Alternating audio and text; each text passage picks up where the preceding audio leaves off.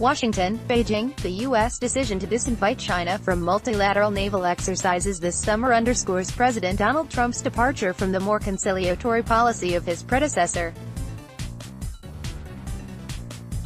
Along with Trump's decision on Thursday to cancel his upcoming summit with North Korean leader Kim Jong Un, which Trump had said Chinese President Xi Jinping may have tried to influence, the chain of events could mean a hardening of Washington's stance on Beijing. China's continued militarization of disputed features in the South China Sea only serves to raise tensions and destabilize the region, said LT.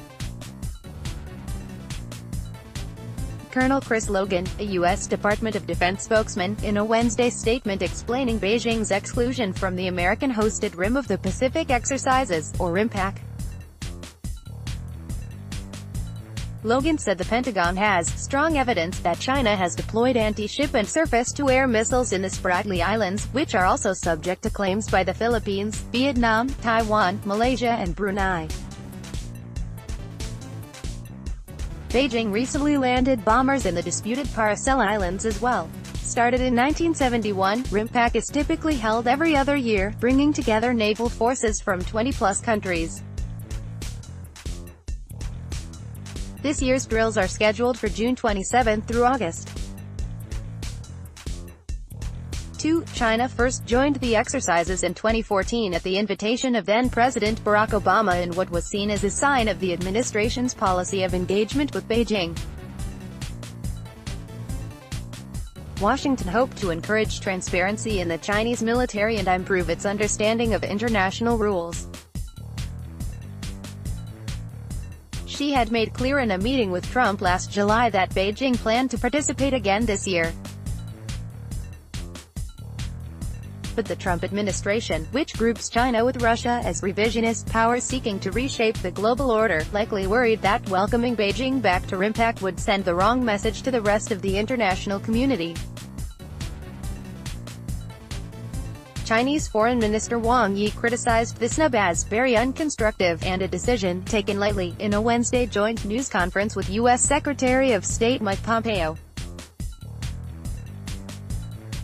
"It is unhelpful to mutual understanding," Wang said. Chinese Foreign Minister Wang Yi called the American decision very unconstructive in a May 23 news conference with U.S. Secretary of State Mike Pompeo. Copyright AP Beijing had held up its participation in RIMPAC as a symbol of coexistence between the two powers. China's Ministry of National Defense said in 2014 that it hoped to promote a new model of military relations. To Beijing, this meant avoiding conflict, building trust and not interfering with Chinese national interests. Some fear that the disinvitation may signal the beginning of the end for international cooperation centering on the U.S. and China. Speculation is swirling that Beijing could join with Moscow and others to establish a rival framework for multilateral exercises. This development adds to an increasingly complex tug-of-war between China and the U.S., encompassing trade as well as security issues.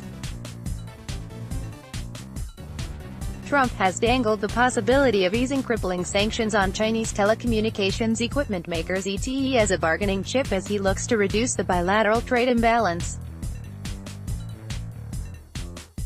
Xi, having lost face with the withdrawn RIMPAC invitation, could retaliate by declining to cooperate with the U.S.-led pressure campaign against North Korea.